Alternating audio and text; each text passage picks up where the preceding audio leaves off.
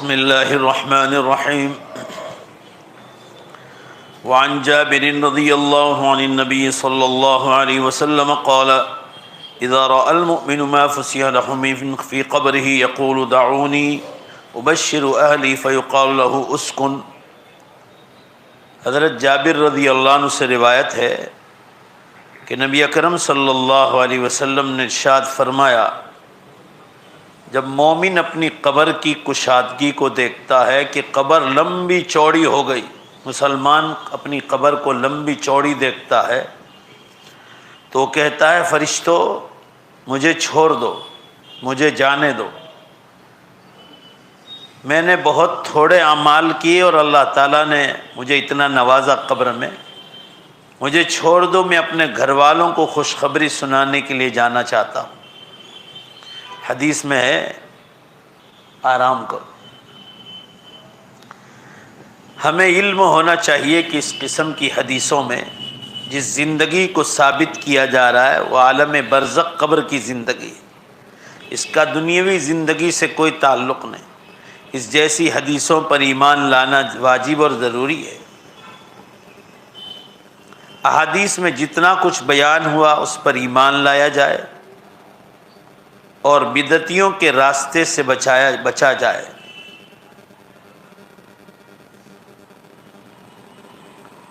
آگے کی روایت آ رہی، حضرت ابو ہریرہ رضی اللہ عنہ سے روایت ہے کہ نبی اکرم صلی اللہ علیہ وسلم نے ارشاد فرمایا، جب مومن کو قبر میں دفنا دیا جاتا ہے تو اس کے پاس کالے رنگ کے اور آسمانی آنکھوں والے دو فرشتے آتے ہیں، کالے رنگ کے اور آنکھ ان کی آسمانی کلر کی ہوتی، ایک کو منکر اور دوسرے کو نکیر کہتے ہیں۔ وہ مرحوم سے سوال کرتے ہیں تو محمد صلی اللہ علیہ وسلم کے بارے میں کیا کہتا ہے؟ وہ جواب دیتا ہے جیسے وہ دنیا میں کہتا تھا کہ وہ اللہ کے بندے اور اللہ کے آخری رسول ہیں۔ میں گواہی دیتا ہوں کہ اللہ ہی معبود برحق ہے، عبادت کے وہی لائق ہے، اور محمد صلی اللہ علیہ وسلم اللہ کے بندے اور رسول ہے۔ یہ جواب سن کر فرشتے کہتے ہیں، ہم کو معلوم تھا کہ تو یہی جواب دے گا۔ پھر اس کی قبر 70 مربع ہاتھ تک وسیع اور منور کر دی جاتی۔ یہ 70 ہاتھ، 70 اتنے لمبے چوڑا، چاروں طرف، آگے چاروں طرف، اور روشن کر دی جاتی، اور اسے کہا جاتا ہے کہ تو سو جا۔ وہ آگے سے کہتا ہے اگر تم مجھے جانے دو تو میں اپنے قبیلے والوں کی طرف جاؤں، خاندان والوں کو، اور ان کا حال سنا کر آگاہ کروں، لیکن وہ کہتے ہیں تو اس دلہن کی نیند سو جا جو آج شادی کر کے آئی ہے، اس دلہن کی نیند سو جا، جسے جگانے والا اس کا محبوب ترین فرد ہوتا ہے۔ اللہ تعالیٰ ہی ایسے شخص کو اس کی آرام گاہ سے اٹھائیں گے۔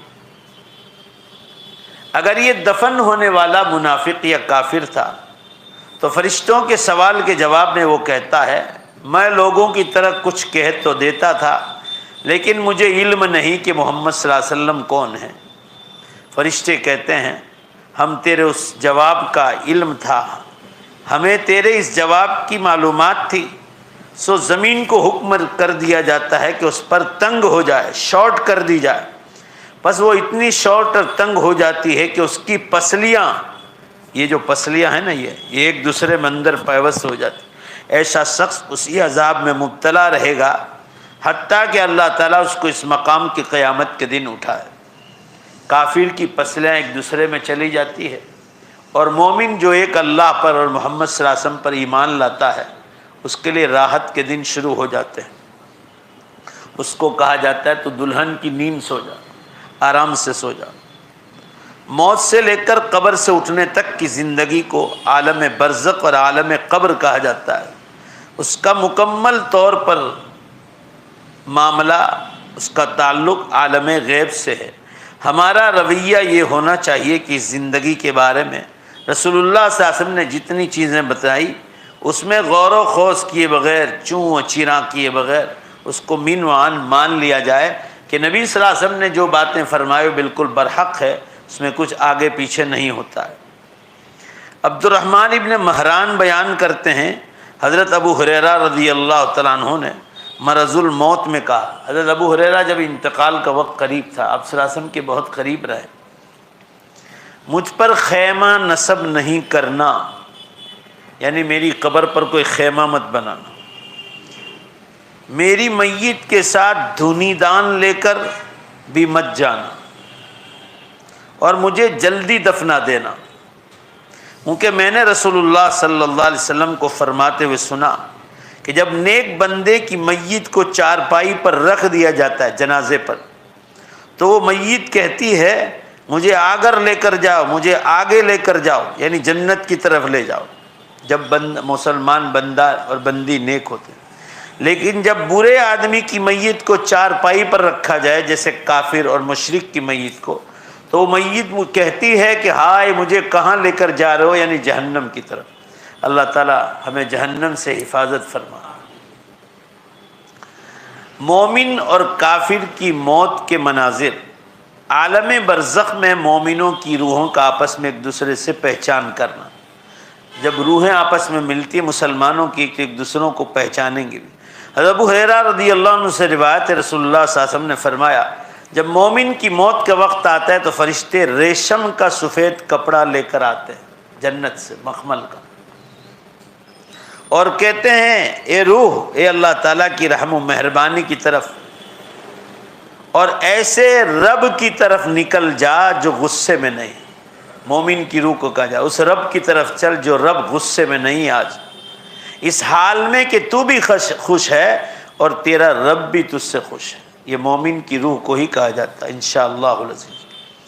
جب وہ روح نکلتی ہے تو کستوری کی پاکیزہ ترین خوشبو آتی، کستوری جو ہرن کے پیٹ سے نکلتی ہے، جس کو انگلش میں ڈیئر کہا جاتا ہے، ہرن کے پیٹ سے نکلتی ہے، اور سب سے زیادہ مہنگی خوشبو یہی ہے مشک کی۔ فرشتے اسے وصول کر کے ایک دوسرے کو تھماتے ہیں، دیتے ہیں، یہاں تک کہ آسمان کے دروازے تک پہنچ جاتے ہیں مومن کی روح کو لے کر۔ آسمان کے فرشتے کہتے ہیں کتنی پیاری خوشبو ہے جو زمین کی طرف سے آئی۔ مومن کی روح کے ساتھ کستوری کی خوشبو فرشتے لے کر آتے ہیں۔ فرشتے اس روح کو مومنوں کی ارواح میں لے جاتے ہیں، مسلمانوں کی روحیں جہاں وہاں لے جاتے ہیں۔ اس کی آمد سے انہیں بہت خوشی ہوتی ہے، دوسری روحیں خوش ہوتی ہیں، جیسے پردیسی کے آنے سے ہم مہمانوں کے آنے سے خوش ہوتے ہیں۔ پہلے سے موجود روحیں اس روح سے سوال کرتی ہیں فلاں کیسا تھے، فلاں کا حال سناؤ۔ دیکھا آپ نے آپس میں بات چیت ہوتی کہ فلاں آدمی کیسے ہیں، آپ جہاں سے آئے، فلاں آدمی کے حالات سناؤ۔ وہ جواب دیتی اسے چھوڑیے، وہ تو دنیاوی فکر و غم میں مبتلا تھا، اور فلاں تم اس سے پہلے مر چکا تھا، کیا اس کی روح تمہارے پاس نہیں آئی؟ وہ کہتی نہیں، اور یہاں نہ پہنچنے کا مطلب یہ کہ وہ اپنا ٹھکانہ جہنم میں پہنچ چکی۔ جب کافر کی موت کا وقت آتا ہے تو عذاب والے فرشتے ایک بدبودار ٹاٹ کا کپڑا لے کر آتے ہیں اور کہتے ہیں اللہ کے عذاب کی طرف نکل، اس حال میں کہ تو بھی اس کو ناپسند کرتا اور تیرا رب بھی تجھ پر ناراض۔ اور اوپر کا جو حال بیان کیا، مومن کی روح اللہ بھی خوش، اور جو مومن کی روح اس سے پہلے گئی وہ بھی خوش۔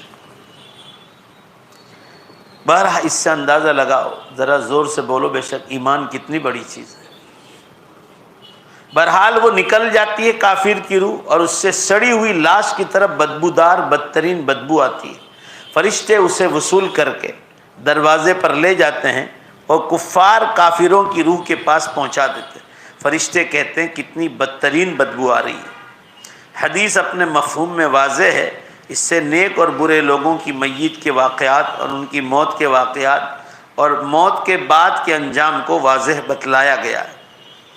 آگے کی حدیث ہے، جب مومن، رسول اللہ صلی اللہ علیہ وسلم نے ارشاد فرمایا جب مومن پر سکرات کا وقت، عالم آخرت کا وقت طاری ہوتا ہے تو مختلف حقائق کا مشاہدہ کر کے یہ پسند کرتا ہے کہ اب اس کی روح نکل جائے۔ اور مختلف حالات دیکھ کر سوچتا ہے مسلمان کہ روح نکل جائے تاکہ وہ اللہ تعالیٰ سے ملاقات کر سکے، اور اللہ تعالیٰ بھی اس کی ملاقات کو پسند کرتے ہیں۔ مومن کی روح آسمان کی طرف بلند ہوتی ہے، اور جو اس سے پہلے مومنوں کی روح گئی ان کے پاس پہنچ جاتی، وہ اس سے اپنے جاننے پہچانے والوں کے بارے میں حالات پوچھتی ہے، تو وہ روح جواب دیتی کہ فلاں تو ابھی تک دنیا ہی میں تھا، تو وہ خوش ہوتی ہیں۔ اور جب وہ جواب دیتی ہے جس آدمی کے بارے میں تم پوچھ رہی ہو وہ تو مر چکا ہے، وہ کہتی کہ ہمارے پاس نہیں لایا گیا۔ یعنی بعض ایسے لوگ ہوں گے جن کے بارے میں پوچھیں گے کہ ان کا حال کیا ہے، تو کہہ رہے وہ تو مجھ سے پہلے مر گیا ہے، تو کہ یہاں تو آیا نہیں مومن کی روحوں کے پاس، تو پھر فرشتے جواب دیتے ہیں کہ ان کو جہنم میں پہنچا دیا، وہ برے لوگ تھے۔ اللہ تعالیٰ پوری امت کو آخرت کی فکر نصیب فرمائے۔ مومن کو قبر میں بٹھا دیا جاتا ہے اور اس سے سوال کیا جاتا ہے تیرا رب کون ہے؟ وہ جواب دیتا ہے میرا رب اللہ ہے۔ پھر پوچھا جاتا ہے تیرا نبی کون ہے؟ وہ جواب دیتا ہے محمد صلی اللہ علیہ وسلم میرے نبی ہے۔ پھر سوال ہوتا ہے تیرا دین کیا ہے؟ وہ جواب دیتا ہے میرا دین اسلام ہے۔ ان سوالوں کے جواب کے بعد اس کی قبر میں ایک دروازہ کھولا جاتا ہے اور اسے کہا جاتا ہے کہ اپنے ٹھکانے کی طرف دیکھو۔ وہ اپنی قبر کی طرف دیکھتا ہے، پھر گویا کہ نیند طاری ہو جاتی، وہ اپنی قبر کی طرف دیکھتا ہے پھر اس پر نیند طاری ہو جاتی۔ جب اللہ کے دشمن پر عالم نزاع طاری ہوتی نہیں، کافر اور مشرک پر، اور مختلف حقیقتوں کا مشاہدہ کرتا ہے تو وہ نہیں چاہتا کہ اس کی روح نکلے۔ مسلمان تو چاہتا ہے جب آخری وقت میں وہ الگ الگ چیزیں دیکھتا ہے تو وہ یہ فکر میں رہتا ہے کہ اللہ میری روح کو قبض کر لے، اور کافر نہیں چاہتا کہ میری روح قبض ہو، وہ عذاب کے حالات دیکھتا ہے۔ اور اللہ تعالیٰ بھی اس کی ملاقات کو ناپسند کرتا ہے۔ جب اسے قبر میں بٹھایا جاتا ہے تو پوچھا جاتا ہے تیرا رب کون ہے؟ تو وہ جواب دیتا ہے میں نہیں جانتا۔ اسے کہا جاتا ہے محمد صلی اللہ علیہ وسلم کو جانتا ہے؟ وہ کہتا ہے نہیں۔ تو اسے کہا جاتا ہے کہ تو نے کچھ جانا ہی نہیں۔ جہنم سے دروازہ کھولا جاتا ہے اور ایسی مار ماری جاتی کہ جنات اور انسان کے علاوہ ہر جاندار سنتا ہے۔ اللہ ہماری سب کی حفاظت فرمائے۔ پھر اسے کہا جاتا ہے کہ منحوس کی نیند سو جا۔ مومن کو کہا جاتا ہے دلہن کی نیند سو جا اچھی، اور کافر کو کہا جاتا ہے منحوس کی نیند سو جا۔ میں نے حضرت ابو ہریرہ رضی اللہ عنہ سے پوچھا کہ منحوس سے کیا مراد ہے؟ انہوں نے جواب دیا کہ منحوس سے مراد یہ ہے جسے کیڑے مکوڑے اور سانپ دستے کاٹتے اور نوچتے رہتے ہیں، اس کو منحوس کہتے ہیں۔ پھر اس کی قبر پر تنگی شروع ہو جاتی۔ حدیث میں جتنی چیزیں بتلائی گئی فرمایا انہیں آنکھیں بند کر کے قبول کر لیا جائے۔ حضرت ابو ایوب رضی اللہ عنہ فرما رہے جب مسلمان بندے کی روح قبض کی جاتی ہے تو اللہ تعالیٰ کے مرحوم بندے اس کا استقبال کرتے ہیں، جیسے دنیا میں لوگ خوشخبری دینے والے کو خوشی سے ملتے ہیں۔ جب وہ بندے اسے بیدار کر سے اس سے سوال کرنا چاہتے ہیں تو ایک دوسرے کو کہتے ہیں اپنے بھائی کو آرام کرنے دو، وہ دنیا کی بے چینی اور پریشانی میں مبتلا تھا، اب اس کو یہاں آرام کرنے دو۔ بالآخر وہ پوچھتے ہیں کہ فلاں کیا کر رہا تھا، فلاں بہن کے حالات کیا ہے، آیا اس کی شادی ہو گئی تھی، ایسے پوچھتے ہیں سب۔ جب وہ کسی ایسے آدمی کے بارے میں سوال کرتے ہیں جو اس سے پہلے مر چکا ہوتا ہے اور وہ جواب دیتا ہے کہ وہ تو مجھ سے پہلے مر چکا، تو وہ کہتے ہیں انا للہ و انا الیہ راجعون، کہا وہ تو یہاں پہنچا نہیں۔ اس کا مطلب یہ ہے جب وہ ایمان والوں کے پاس اس کی روح نہیں آئی، اس کا مطلب ہے کہ اس کا ٹھکانہ جہنم ہے، وہ برا ٹھکانہ اور بہت بری پرورش گاہ ہے۔ اللہ تعالی ہماری سب کی حفاظت فرمائے۔ اللہ تعالیٰ کے ان بندوں پر ان کے نیک اعمال پیش کیے جاتے ہیں، جب وہ اچھا عمل دیکھتے ہیں تو خوش ہوتے ہیں اور کہتے ہیں اللہ یہ تیری اپنے بندوں پر نعمت ہے تو اس کو پورا کر دے، اور جب وہ برا عمل دیکھتے ہیں تو کہتے ہیں اللہ اپنے بندے پر رجوع کر لے۔ یہ حادثہ مبارکہ اس حقیقت کا بین ثبوت ہے کہ مر جانے والوں کا دنیاوی حالات سے بلا واسطہ کوئی رابطہ نہیں ہوتا، چونکہ وہ عالم میں ہے، اس لیے جب مرنے والا وہاں پہنچتا ہے تو ان کے بعد والے دنیا کی حالات کی خبر بھی پوچھتے ہیں کہ بھائی فلاں آدمی ملا تھا، فلاں بہن کا کیا حال ہے۔ اگر وہ اس سے پہلے مر گئے ہوتے تم ان کو ملے نہیں تو بھائی کیوں نہیں ملے، تو کہا یا ان کی روح آئی نہیں، تو جہنم کی طرف روانہ کر دی گئی۔ اللہ تعالی ہماری جہنم سے حفاظت فرمائے۔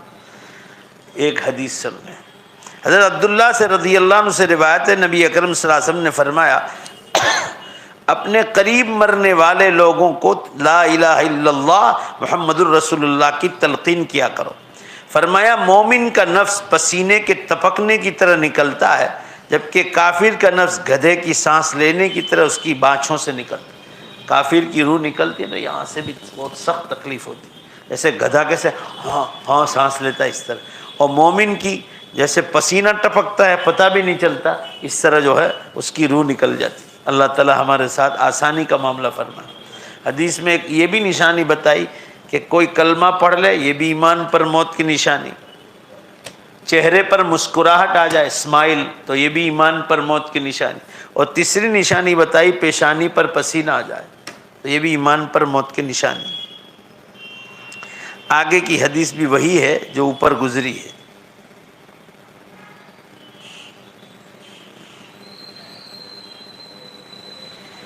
تلقین کرنے کا مطلب یہ ہے کہ میت جو موت کے قریب ہے ان کو یہ مت کہو کہ پڑھو پڑھو پڑھو، ایسا مت بول، بس کان کے پاس کلمہ پڑھنے کا حکم ہے اور کچھ نہیں۔ بعض دفعہ ایسا ہوتا ہے کہ عالم نزا میں اور کوئی کچھ بول دے تو اس کا گناہ ہم پر لازم آئے گا۔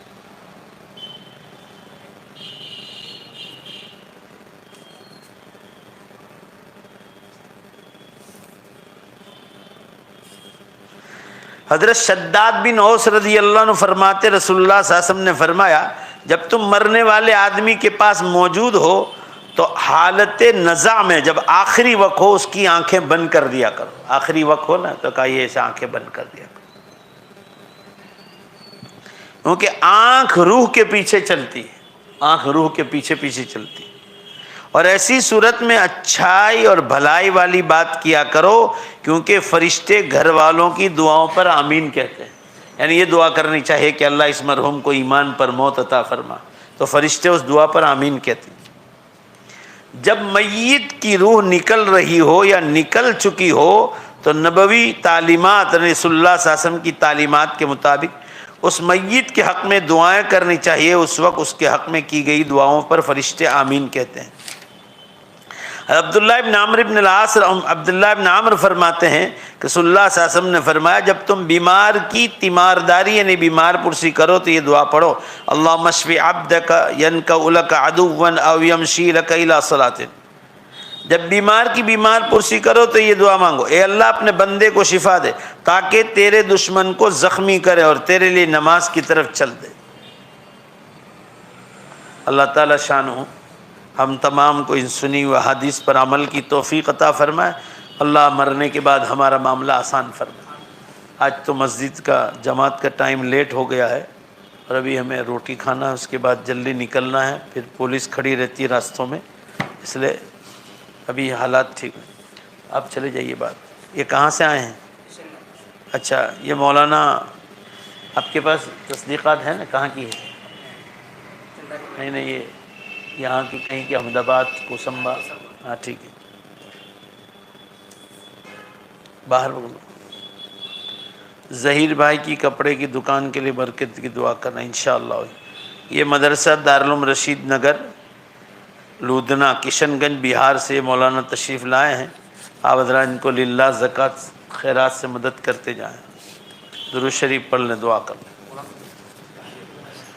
ہاں اس دن کیا تھا۔ اور ہمارے عزیز قاری عبدالباسط صاحب جو بھی 10-15 دن پہلے شہید ہو گئے ایکسیڈنٹ میں، بہت نیک لڑکا تھا، بہت نیک، قرآن تو کلیجہ پھاڑ دے، سب قرآن پڑھتے تھے۔ وہ بہت تیز گاڑی جا رہی تھی، اس میں ٹکرا گئے اور شہید ہو گئے، تو ان کی مغفرت کے لیے بھی دعا کی جائے۔ بسم اللہ الرحمن الرحیم، الحمد للہ رب العالمین والعاقبۃ للمتقین والصلاۃ والسلام علی خیر خلق محمد وآلہ وصحبہ اجمعین۔ ربنا آتنا فی الدنیا حسنہ وفی الآخرۃ حسنہ وقنا عذاب النار۔ اے اللہ ہم سب کی مغفرت فرما، ہمارے مرحومین کی مغفرت فرما، قاری عبدالباسط صاحب رحمۃ اللہ علیہ کی مکمل مغفرت فرما، اس کی بیوہ عورت، بھائی بہن، اس کی ماں، رشتہ دار، ہم جیسے، اللہ ان تمام کو صبر جمیل عطا فرما، مولانا کو جنت الفردوس میں اعلیٰ مقام عطا فرما، ان کی قرأت قرآن اور نیکیوں کو قبول فرما، انہیں جنت الفردوس میں اعلیٰ مقام عطا فرما، ان کی روح کو اے اللہ راحت نصیب فرما، ایمان والوں کے ساتھ ان کو شامل فرما، وہ قرآن کے حافظ تھے، قاری تھے، اللہ ان کی خدمات کو قبول فرما، ان کے مرحوم والد کی بھی مغفرت فرما۔ ہمارے بھائی عبد الوہاب کے والد اسپتال میں ہیں، اللہ ان کو جلد سے جلد مکمل شفا عطا فرما، اللہ انہیں لمبی عمر عطا فرما اور نئی زندگی عطا فرما۔ اللہ بھائی عبد الوہاب اور دوستوں کی خدمات کو قبول فرما کر بیماروں پر رحم و کرم کا معاملہ فرما کر انہیں جلد سے جلد مکمل شفا عطا فرما۔ اور بھی امت میں جتنے لوگ مرحوم ہو چکے اللہ سب کی مغفرت فرما۔ یہ ظہیر بھائی کی دکان میں خیر و برکت کے لیے خبر آئی ہے، اے اللہ اپنے فضل و کرم سے ان کی دکان میں خوب خیر و برکت نازل فرما، نقصان اور ٹوٹے سے حفاظت فرما۔ ہر مسلمان کی اور ان کی دکان پر کا حق کھینچے کھینچا آیا ہے، اے اللہ مسلمان غیر مسلم سب، اے اللہ اس کے لیے غیب سے ان کی مدد نازل فرما۔ ہم سب کے یہاں بیٹھنے کو جمع ہونے کو قبول فرما، اے اللہ ہم سب کے بیٹھنے کو قبول فرما، ہمارے بیماروں کو شفا عطا فرما۔ ہماری اس مسجد کا کام چالو ہے، اللہ اس کو جلد سے جلد پورا فرما۔ اللہ لوگوں کو اس مجلس کو سننے کی توفیق عطا فرما۔ ربنا تقبل منا انک انت السمیع العلیم برحمتک یا ارحم